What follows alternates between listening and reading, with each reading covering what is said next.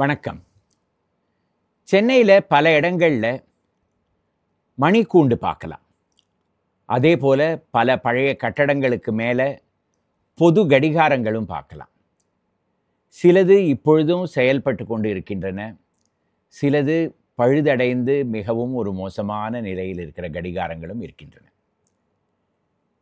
இவை எல்லாவற்றுக்குமே வரலாறில் ஒரு காலத்தில் மணி பார்ப்பதற்கு கையில் ஒரு ரிஸ்ட் வாட்சோ அல்லது ஒரு செல்ஃபோனோ இல்லாத இருந்த காலத்தில் மக்கள் எப்படி மணியெல்லாம் பார்த்துட்டு இருந்தாங்க, எப்படி என்ன டைம் அப்படிங்கிறத தெரிஞ்சிட்டு இருந்தாங்க அப்படிங்கிறதுக்கெல்லாம் இந்த பொது கடிகாரங்களும் இந்த மணிக்கூண்டுகளும் ஒரு அறிகுறி. சென்னையில் எத்தனை கடிகாரங்கள் இப்படி இருக்கின்றன, அவைகளுடைய வரலாறு என்ன, இதெல்லாம் தான் இன்னி எபிசோடில் பார்க்க போகிறோம். வாங்க.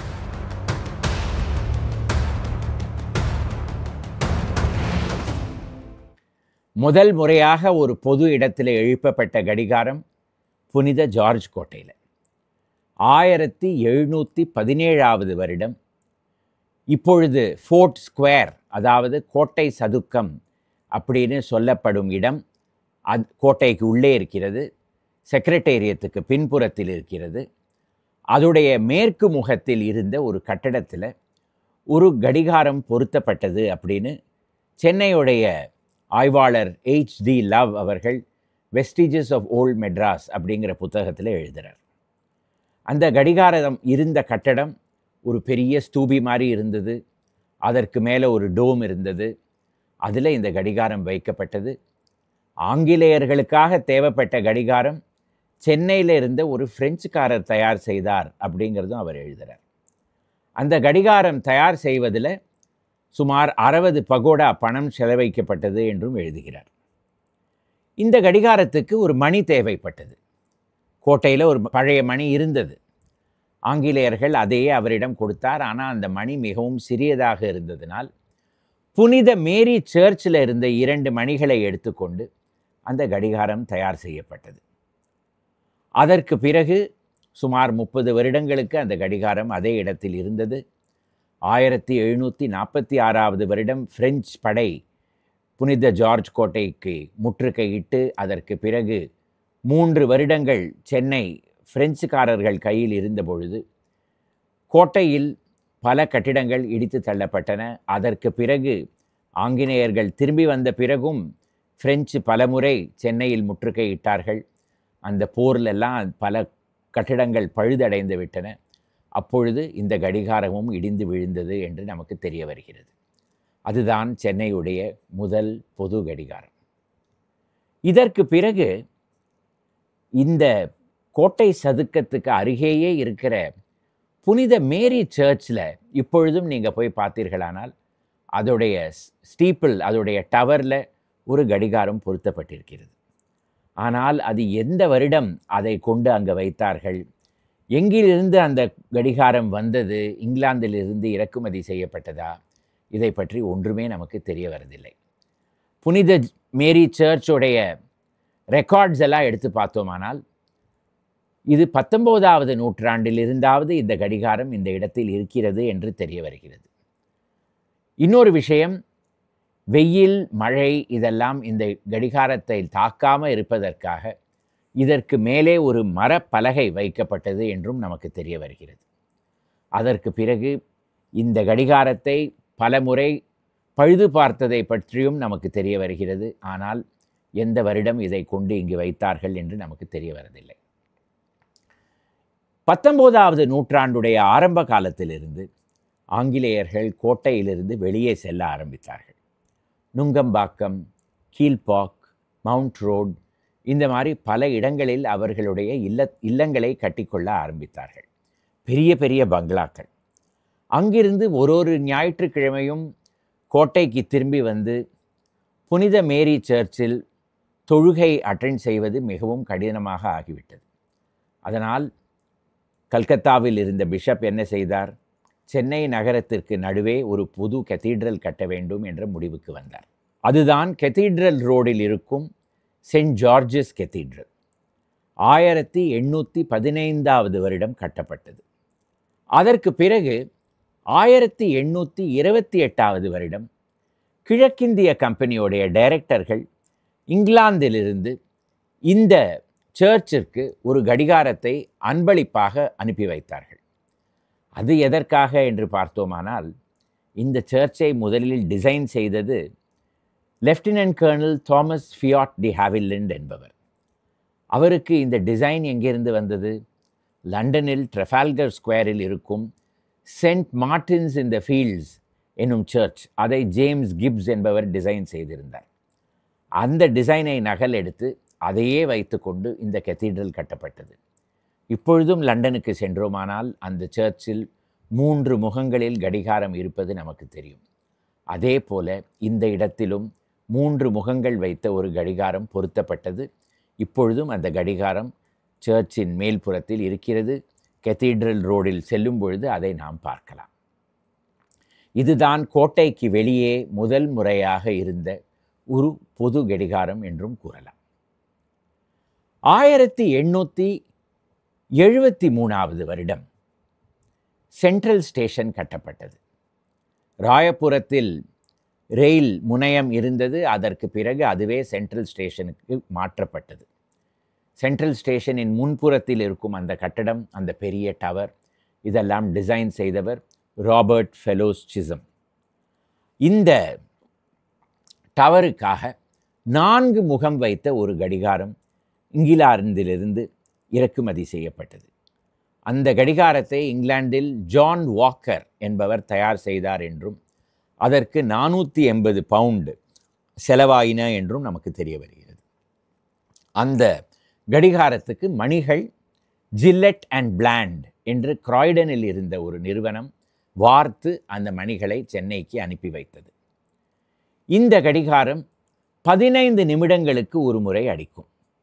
அந்த காலத்தில் ரோடில் சத்தமே இல்லாத பொழுது இந்த சென்ட்ரல் ஸ்டேஷன் கடிகாரம் அடிக்கும் பொழுது சிந்தாதிரிப்பேட் வரையில் கேட்கும் என்று எழுதப்பட்டிருக்கிறது. அது மட்டுமல்ல, இரவு வேளைகளில் இது அடிக்கும் பொழுது மனதிற்கு மிகவும் நிம்மதியாக இருக்கும் என்றும் எழுதப்பட்டிருக்கிறது. இப்பொழுது அந்த கடிகாரம் செயல்பட்டு கொண்டு வருகிறது. ஆனால் அது அடிப்பதாக நமக்கு தெரிய வருவதில்லை. ஏனென்றால் அந்த கட்டிடத்தில் வைப்ரேஷன்ஸ் வந்துவிடும் என்பதற்காக அதை நிறுத்தி வைக்கப்பட்டிருக்கிறது என்று நமக்கு தெரிய வருகிறது. 1873 வருடம், எந்த வருடம் சிசம் அவர்கள் இந்த சென்ட்ரல் ஸ்டேஷனை டிசைன் செய்து கொண்டிருந்தாரோ அதே வருடம் பிஆர் அண்ட் சன்ஸ் உடைய நிறுவனத்துடைய கட்டடத்தை அவர் மவுண்ட் ரோடில் டிசைன் செய்து கொண்டிருந்தார். எப்படி சென்ட்ரல் ஸ்டேஷனில் 136 அடிக்கு ஒரு டவர் இருக்கிறதோ அதே போல பிஆர் அண்ட் சன்ஸுக்கு குள்ளமாக ஒரு டவர் அதே பாணியில் அவர் டிசைன் செய்தார். பிஆர் அண்ட் சன்ஸ் நிறுவனத்தின் வியாபாரமே கடிகாரங்கள் தானே அந்த காலத்தில். ஆனால் அப்படி இல்லை. முதலில் அவர்கள் நகையில் வியாபாரம் செய்து கொண்டிருந்தார்கள். அதற்கு பிறகு சர்வே கருவிகள் எல்லாம் வியாபாரம் செய்து கொண்டிருந்தார்கள். கடிகாரங்கள் வியாபாரம் செய்து கொண்டிருந்தார்கள். அதற்கு பிறகு கிராமஃபோன் ரெக்கார்ட்ஸிலேயும் ஈடுபட்டு கொண்டிருந்தார்கள். அந்த ஆனால் எல்லோருக்கும் தெரிந்தது பிஆர் அண்ட் சன்ஸில் கடிகாரங்கள் வாங்கலாம். அதனால் அப்பேற்பட்ட ஒரு டவரிலும் கடிகாரங்கள் தேவைப்பட்டது. சிசம் அவர்கள் அந்த பிஆர் அண்ட் சன்ஸ் டவருக்கு மேலே 3 முகம் வைத்த ஒரு கடிகாரத்தை பொருத்தியுள்ளார். இந்த கடிகாரத்துடைய விசேஷம் என்னவென்றால், அந்த காலத்தில் நுங்கம்பாக்கத்தில் இருந்த சென்னை அப்சர்வேட்டரி அதிலிருந்து ஒரு கனெக்ஷன் செய்யப்பட்டு அந்த இடத்தில் மணி என்ன என்று மிகவும் அக்யூரேட்டாக கணிப்பார்கள். அதை வைத்து கொண்டுதான் இந்த பிஆர் அண்ட் சன்ஸுடைய கடிகாரத்தின் மணியையும் சரிப்படுத்தி கொண்டிருந்தார்கள். அதனால் மக்கள் வழியில் செல்லும் பொழுது மேலே பார்த்து என்ன டைம் என்று பார்த்து கொண்டே செல்வார்களாம். அதற்கு பிறகு கை கடிகாரங்கள் வந்த பிறகு கூட 20வது நூற்றாண்டில் கூட பிஆர் அண்ட் சன்ஸ் கடிகாரத்தில் என்ன டைம் காமிக்கப்படுகிறது என்று தெரிந்து கொண்டு தங்களுடைய வாட்சுகளை எல்லாம் அட்ஜஸ்ட் செய்து கொள்வார்களாம். அப்பேற்பட்ட ஒரு கடிகாரம் அந்த பிஆர் அண்ட் சன்ஸ் உடையது. 1913வது வருடம் சென்னை மாநகராட்சியின் அலுவலகமான ரிப்பன் கட்டடம் முடிக்கப்பட்டது. அதனுடைய மத்திய டவர் 141 அடி. சென்ட்ரல் ஸ்டேஷனுடைய டவருடைய இது 5 அடிகள் இன்னும் உயரம். அதிலும் ஒரு கடிகாரம் வைக்கப்பட்டது. உங்களுக்கு நினைவு இருக்கும் என்று நான் நினைக்கிறேன். சென்ட்ரல் ஸ்டேஷன் டவரில் கடிகாரம் வைத்த பொழுது அதற்கு மணிகள் வார்த்து கொடுத்த அந்த நிறுவனம் ஜில்லெட் அண்ட் பிளாண்ட். அதே நிறுவனம் இப்பொழுது ஜில்லெட் அண்ட் ஜான்ஸ்டன் என்ற பெயரில் செயல்பட்டு கொண்டிருந்தது. அவர்களே ரிப்பன் பில்டிங்குக்கும் மணிகளை வார்த்து கொடுத்தார்கள். அந்த கடிகாரம் என்னவோ சென்னையில் இருந்த ஓக்ஸ் அண்ட் கம்பெனி தான் தயார் செய்தது. சென்ட்ரல் ஸ்டேஷன் கடிகாரம் 15 நிமிடங்களுக்கு ஒரு முறை அடித்து கொண்டிருந்ததனால் ரிப்பன் பில்டிங் கடிகாரம் 1 மணி நேரத்துக்கு ஒரு முறை தான் அடித்து கொண்டிருந்தது. அதுவும் எந்த மாதிரி மணி, அதோடைய அந்த டியூன் லண்டனில் பாராளுமன்றத்தில் Westminster houses of parliament in வெஸ்ட்மின்ஸ்டரில் பிக் பென் என்னும் கடிகாரம் அதே தோணியில்தான் இந்த கடிகாரம் அடித்து கொண்டிருந்தது. இப்பொழுதும் ரிப்பன் பில்டிங் கடிகாரம் செயல்பட்டு கொண்டிருக்கிறது, அடித்து கொண்டும் இருக்கிறது. ஆனால் அதோடைய டியூன் தான் கொஞ்சம் மாறிவிட்டது. இப்பொழுதும் நீங்கள் அந்த இடத்தில் போய் நின்று அதை கேட்கலாம். 1913வது வருடம் ரிப்பன் பில்டிங் கடிகாரம் வந்ததென்றால் அதற்கு அடுத்தது வந்தது பிரசிடென்சி காலேஜுடைய கடிகாரம். இப்பொழுது பல புத்தகங்களிலும் கட்டுரைகளிலும் நீங்கள் பார்த்தீர்களானால் இது 1940வது வருடம் திறந்து வைக்கப்பட்ட கடிகாரம் என்று கூறுகிறார்கள்.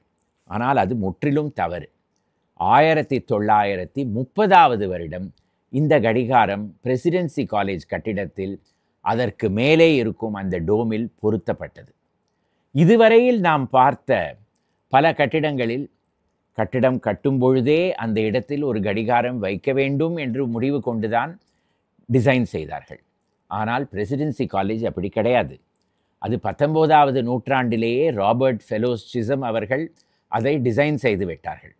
ஆனால் 1930வது வருடம்தான் அதில் ஒரு கடிகாரம் வைக்க வேண்டும் என்ற முடிவுக்கு பிரசிடென்சி கல்லூரி வந்தது. அதை டிசைன் செய்தவர் அந்த கல்லூரியில் இருந்த ஒரு ப்ரொஃபஸர் ஹெச் பரமேஸ்வரன். அவர் தன்னுடைய பெயரை HP வாரன் என்று தான் எழுதுவார். முற்றிலும் மின்சாரத்தில் செயல்பட்ட ஒரு கடிகாரம் அது. அதை மிக அழகாக மெர்க்குரி மூலமாக ஒரு கான்டாக்ட் சுவிட்ச் தயார் செய்து அதன் மூலமாக அந்த கடிகாரத்தை அவர் செயல்பட வைத்தார். இந்த கடிகாரத்தின் அத்தனை அங்கங்களும் சென்னையிலேயே தயார் செய்யப்பட்டன. 1930வது வருடம் அந்த டோமில் வைத்த பொழுது அந்த கடிகாரத்துக்கு ஃபைசன்ஸ் கிளாக் என்று பெயர் கொடுக்கப்பட்டது. அப்பொழுது பிரசிடென்சி கல்லூரியின் பிரின்சிபலாக இருந்த ப்ரொஃபஸர் ஃபைசனின் பெயரில் இந்த கடிகாரத்துக்கு பெயர் வந்தது. இப்பொழுதும் அது செயல்பட்டு கொண்டு வருகிறது. இதற்கு அடுத்தது இதே போல விமென்ஸ் கிறிஸ்டியன் காலேஜ், சென்னையின் 2வது பெண்களுக்காக திறந்து வைக்கப்பட்ட கல்லூரி. அந்த இடத்தில் எலினர் மெக்டூகல் என்ற அமெரிக்க பெண்மணி தான் முதல் பிரின்சிபலாக இருந்தார். அவருடைய ஞாபகார்த்தமாக 1937வது வருடம் அந்த கல்லூரிக்கு நடுவே ஒரு கிளாக் டவர் தயார் செய்யப்பட்டு அதில் 4 முகங்கள் வைத்த ஒரு கடிகாரம் வைக்கப்பட்டது. இப்பொழுதும் அந்த கல்லூரியில் இந்த கடிகாரம் செயல்பட்டு கொண்டு வருகிறது. அதை அந்த இடத்தில் ஒரு லேண்ட்மார்க் என்றே கருதுகிறார்கள். இதற்கு நடுவே, அதாவது பிரசிடென்சி காலேஜ் கடிகாரத்துக்கும் விமென்ஸ் கிறிஸ்டியன் காலேஜ் கடிகாரத்துக்கும் நடுவே சென்னை பல்கலைக்கழகத்திலும் ஒரு கடிகாரம் வைக்கப்பட்டது. அந்த கட்டிடத்திற்கே யூனிவர்சிட்டி கிளாக் டவர் பில்டிங் என்று பெயர் வந்துவிட்டது.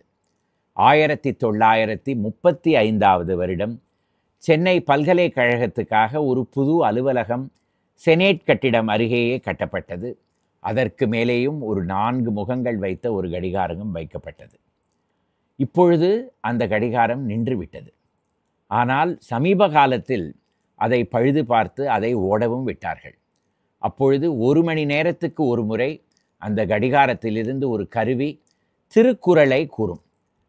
அதை மெரினா பீச் பூராவும் கேட்க முடியுமாறு இருந்தது. இப்பொழுது அதெல்லாம் நின்று போய்விட்டது. அதற்கு பிறகு டஃப்டன் கிளாக் டவர் என்று ஒரு மணிக்கூண்டு கட்டப்பட்டது. இப்பொழுது அதை எல்லாருமே டஃப்டன் கிளாக் டவர் என்று தான் கூறுகிறார்கள்.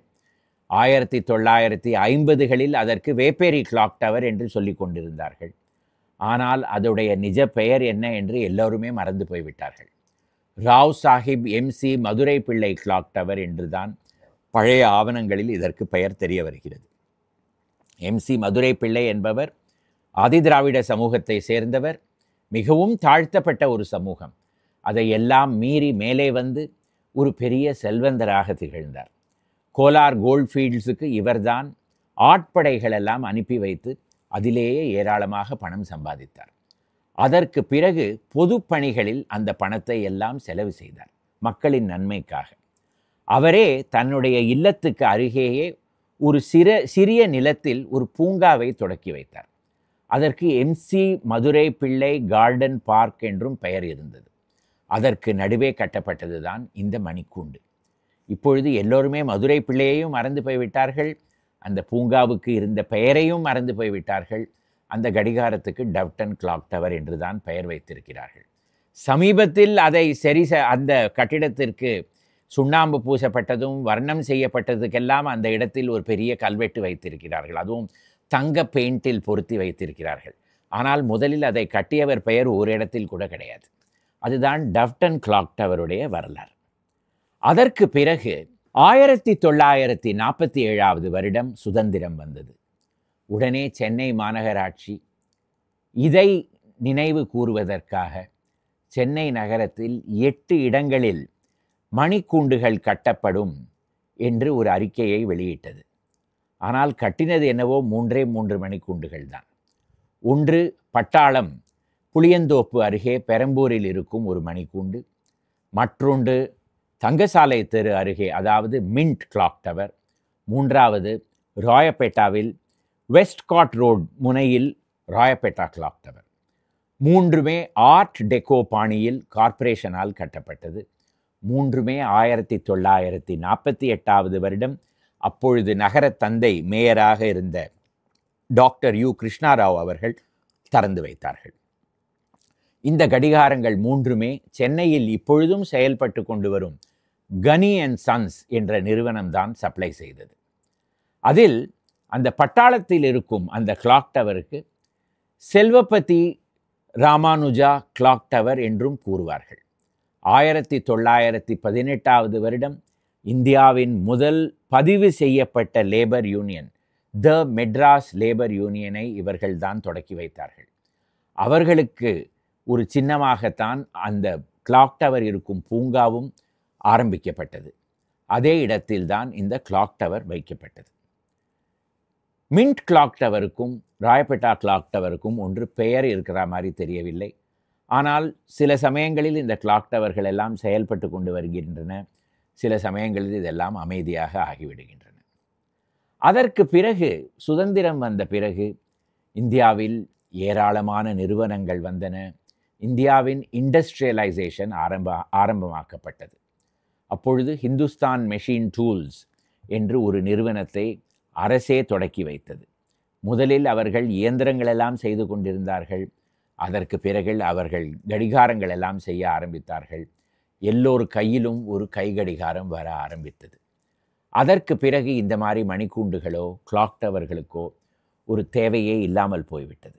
1 மணி நேரத்துக்கு ஒரு முறை ஆல் இண்டியா ரேடியோவிலேயே டைமை பார்த்து கொள்ளலாமே. அதே போல நாளடைவில் ஜப்பான், சைனா, கொரியா இந்த மாதிரி இடங்களிலிருந்து மிக மலிவாக கடிகாரங்கள் எல்லாம் வர ஆரம்பித்தன. இப்பொழுதோ செல்ஃபோனிலேயே எல்லாம் பார்த்து கொள்ளலாம். செல்ஃபோனிலே ஒரு உலகமே உட்கார்ந்து கொண்டிருக்கிறது. அதனால் இந்த மணிக்கூண்டுகளுக்கு தேவையே இல்லாமல் போய்விட்டது. ஆனால் சென்னைக்கும் மணிக்கும் ஒரு பெரிய தொடர்பு உண்டு. உங்களுக்கு தெரியுமா, 19ஆவது நூற்றாண்டில் இந்தியாவில் செயல்பட்டு கொண்டிருந்த அத்தனை தனியார் துறை ரயில்வே நிறுவனங்களுக்கும் ஒரே டைமில் தான் செயல்பட்டு கொண்டு வந்துட்டு இருந்தன. அந்த டைம் மெட்ராஸ் ஸ்டாண்டர்ட் டைம். இது 1905 வருடம்தான் இந்தியன் ஸ்டாண்டர்ட் டைமாக மாற்றப்பட்டு வேறு இடத்திற்கு எடுத்து செல்லப்பட்டது. அதனால் சென்னையில் ஒரு 8 மணிக்கு மாலை வேளையில் கோட்டையில் ஒரு குண்டு போடுவார்கள். அதை வைத்து கொண்டுதான் சென்னை நகரம் பூராவும் கரெக்ட் டைம் என்ன என்று தெரிந்து கொள்ளும். குண்டு போட்டு விட்டார்கள் என்று கூறுவார்கள். அதற்கு முன்னாடி குண்டு விழுந்தது என்று கூறுவார்கள். குண்டு விழுவதற்கும் குண்டு போடுவதற்கும் என்ன வித்தியாசம்? கஸ்டம்ஸ் கட்டடம், அதாவது துறைமுகத்துக்கு அருகே இருக்கிற கட்டடத்தில் ஒரு பெரிய கம்பம் இருந்தது. அதில் ஒரு பந்து இருக்கும். அந்த பந்து கரெக்டாக 8 மணிக்கு கீழே இறங்கும். அதுதான் குண்டு விழுவது. அதற்கு பிறகு அது நிறுத்தப்பட்டு கோட்டையில் பீரங்கியிலிருந்து ஒரு குண்டு சுட ஆரம்பித்தார்கள். அதுதான் குண்டு போடுவது. அந்த இரண்டிற்கும் சென்னையில் கரெக்ட் டைம் என்று தெரிவதற்காக இது செய்தார்கள். அதையே டெலிகிராம் மூலமாக இந்தியாவில் இருக்கும் பல இடங்களுக்கும் டிரான்ஸ்மிட் செய்வார்கள். ரயில்வே கம்பெனிகள் எல்லாம் தன்னுடைய கடிகாரத்தை அந்த டெலிகிராம் மூலமாக தெரிந்து கொண்டு அட்ஜஸ்ட் செய்து கொள்வார்கள். அதனால் மெட்ராஸ் ஸ்டாண்டர்ட் டைமை நினைவு கூறுவதா போல இருக்கிற இந்த மணிக்கூண்டுகள் எல்லாம் இப்பொழுது அப்படியே நின்று கொண்டிருக்கின்றன. அதற்கு பிறகு 1990 ஆண்டு சிம்சன் அண்ட் கம்பெனி இவர்கள் 150 வருடங்கள் முடித்தவுடனே மெரினா கடற்கரையில் ஒரு கடிகாரத்தை எழுப்பினார்கள். மிக அழகாக இருக்கிற ஒரு கடிகாரம் இப்பொழுதும் அதே இடத்தில் இருக்கிறது. மாலை வேளையில் சென்றீர்களானால் அது அடிக்கும், அதை கேட்கலாம், மிகவும் நன்றாக இருக்கும். 1990 ஆண்டில் கூட ஒரு பப்ளிக் கடிகாரம் எழுப்பப்பட்டிருக்கிறது என்றால் மிகவும் ஆச்சரியமாக இருக்கிறது அல்லவா? ஆனால் அப்படித்தான் நடந்தது. சென்னையுடைய டைம் வரலாறை பார்த்தோம். இந்த எபிசோடு உங்களுக்கு பிடித்திருந்ததினால் இதை ஷேர் செய்யவும், லைக் செய்யவும், இந்த சேனலுக்கு சப்ஸ்கிரைப் செய்யவும். வணக்கம்.